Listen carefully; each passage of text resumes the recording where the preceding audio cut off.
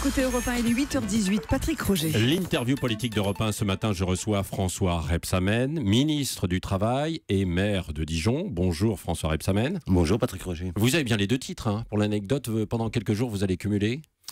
Je prépare les dossiers pour mon successeur. Je suis en train de rédiger des notes.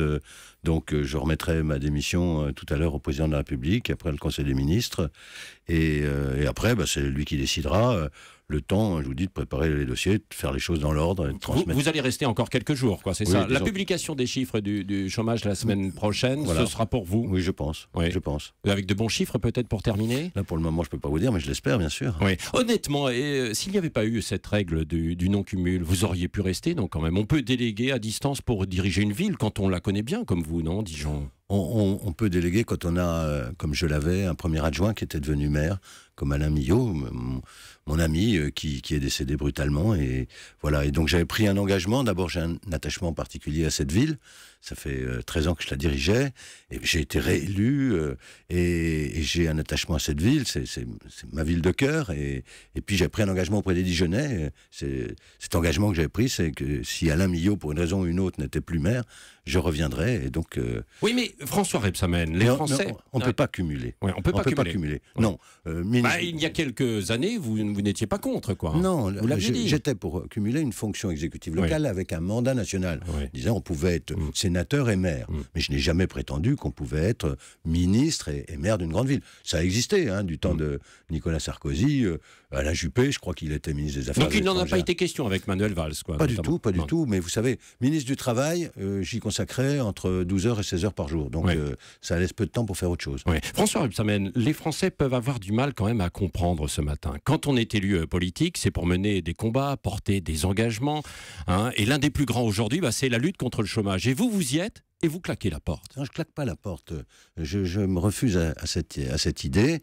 J'avais pris un engagement auprès des Dijonnais. Je tiens mon engagement. On pourrait dire aussi, si on voulait être plus sympathique avec moi, que les politiques tiennent pas toujours leurs engagements. Là, je tiens mon engagement de revenir en cas de décès, mais personne ne prévoyait le décès d'Alain Millot. Donc, oui, mais voilà. Le ministère du Travail. Un maire d'une grande ville, un président d'une communauté urbaine, qui va être une des 13 capitales régionales, c'est aussi un poste important, je voudrais le dire. Évidemment, vu de Paris, ça ne l'est pas de la même manière. Mais c'est un poste important. Et voilà, oui, mais vu de Paris comme vu de Dijon, l'important aujourd'hui, c'est quand même la lutte contre le chômage. C'est la priorité numéro 1 aussi de François Hollande.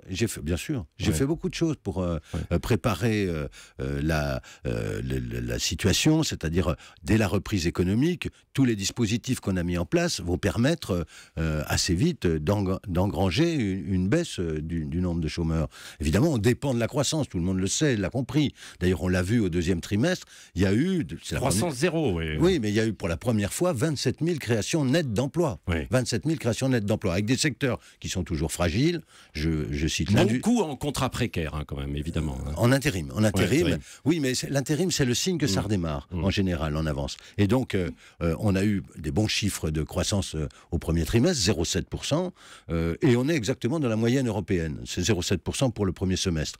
Donc, si, comme les économistes le prévoient, on a une croissance supérieure à 1,2 à la fin de l'année, eh bien, avec les dispositifs qu'on a mis en place, c'est-à-dire avec les formations prioritaires pour améliorer l'adéquation entre l'offre d'emploi et la demande d'emploi, avec ces formations prioritaires, avec ce qu'on a fait pour lutter contre le chômage des jeunes. Je rappelle quand même, c'est une des rares réussites, mais... oui, mais vous ne serez pas là pour en récolter les fruits. Eh bien, ça sera mon successeur. Oui, parce que certains, du coup, interprètent ça différemment en se disant que, comme François Hollande en a fait une condition, un sine qua non pour sa nouvelle candidature à 2017, que ça peut être interprété comme le chant des sirènes, de la défaite, non, aussi, parce que ça va pas, vous n'allez pas réussir à inverser. Et on aura l'occasion de voir que je soutiendrai depuis mon poste Dijon l'action du président de la République, de François Hollande. Oui. Non, pas du tout. Je quitte ce ministère en même temps à regret, je voudrais le dire ici.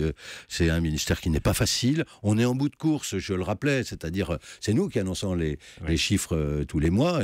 Et depuis... Vous avez annoncé beaucoup de mauvaises nouvelles, quoi, oui, c'est ça. Je signale que depuis Jean-Louis Borloo, tous les ministres du Travail qui se sont succédés, le chômage a augmenté. Ouais. Sauf que, avec la croissance, le retour et les dispositifs qu'on a mis en place, la garantie jeune pour les jeunes, avec les formations complémentaires, je prends l'engagement que si la croissance dépasse 1,2%, il y aura une baisse effective du nombre de chômeurs. Puisque c'est le temps des regrets, est-ce que vous ne regrettez pas aussi que certains ne vous ont pas suivi quand vous avez parlé vrai et sans tabou, comme par exemple allonger la durée de cotisation retraite, par exemple, quoi. Non, mais ça, j'ai pas dit ça. J'avais dit que s'il y avait une situation difficile, le Parti socialiste avait pris une position qui était claire, c'était d'allonger au fur et à mesure de l'allongement de l'espérance de vie. Voilà, c'était tout.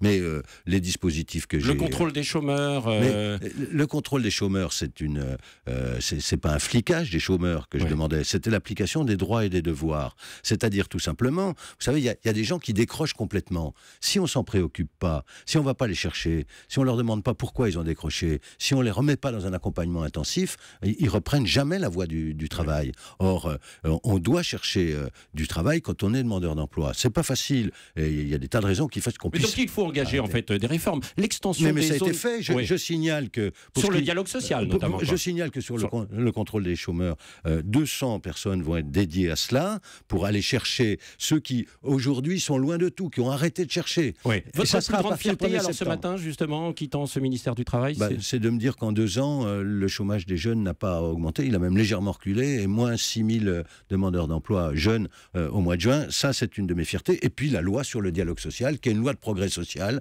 qui permettra demain d'avoir une représentation des salariés, qui a donné de la simplification aux petites entreprises. Oui. François Rebsamen, c'était difficile aussi, honnêtement, d'exister à côté de la nouvelle coqueluche du gouvernement, Emmanuel Macron. Non. D'ailleurs, je lui ai dit, quand il était ministre de l'économie, j'étais ministre du Travail et de l'Emploi. Oui. Voilà, j'avais mis les choses au point. Oui. Est-ce qu'il faut trouver un remplaçant, ou est-ce qu'au contraire, il faut tout regrouper au sein d'un grand ministère, pourquoi pas justement autour d'Emmanuel Macron? Moi, ça, c'est le choix du président de la République. Tout à l'heure, je remets ma démission au président de la République.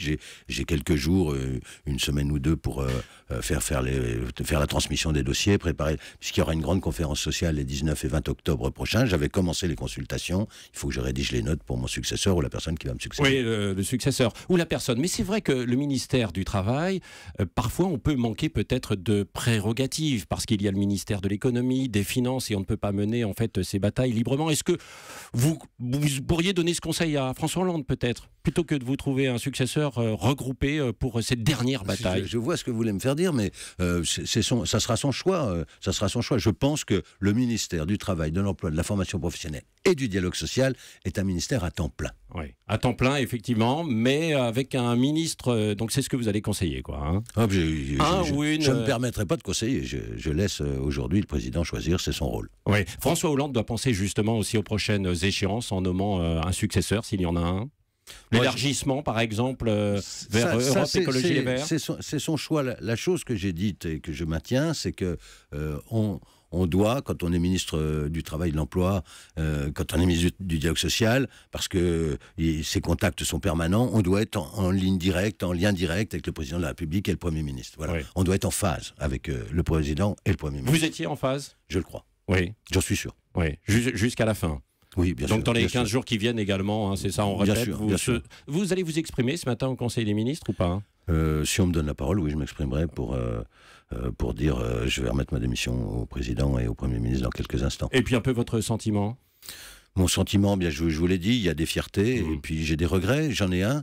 Dans la loi sur le dialogue social, nous créons le compte personnel d'activité, qui va être une grande avancée sociale pour l'ensemble des salariés. C'est une idée que je porte depuis très longtemps, et le regret que j'ai, c'est que je ne pourrais pas la mettre en œuvre. Oui. Mais j'y participerai dans le débat d'idées pour la faire avancer. Oui, Stéphane Le Foll, qui est en ce moment en train de s'occuper de la crise agricole, pourrait être un bon successeur aussi?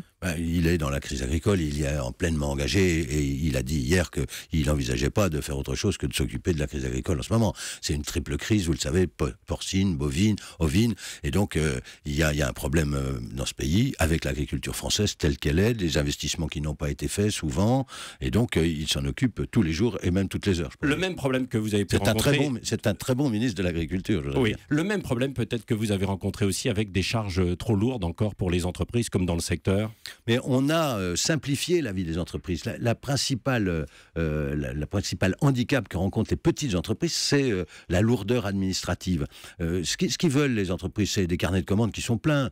C'est pas des baisses de charges. Ils courent pas toujours après les baisses de charges, contrairement à ce qu'on peut croire. C'est les grands libéraux qui disent ça. Mais ce qu'ils veulent, c'est un carnet de commandes et puis une vie administrative plus simple. C'est ce que j'ai essayé de faire. Je l'ai fait à travers des mesures pour l'apprentissage. J'ai simplifié l'accès à l'apprentissage. J'ai pris des mesures de simplification sur le dialogue social. J'ai pris des mesures de simplification pour le compte de pénibilité. Il n'y aura pas de fiche individuelle de suivi journalier. Vous êtes dans l'inventaire, dans le bilan, en fait, en partant. Hein. Bah, ouais. C'est un peu le jeu, quoi. Et est-ce que vous faites une croix définitive sur un ministère, puisque vous retournez à Dijon, maintenant ? Bah écoutez, je vais être comme j'étais ministre à plein temps, je serai maire à plein temps, oui. Merci François Rebsamen d'être venu ce matin sur Europe 1 pour votre dernière interview, avant de remettre votre démission tout à l'heure en Conseil des ministres. Europe 1, il est 8h29, à suivre la revue de presse de Samuel Etienne.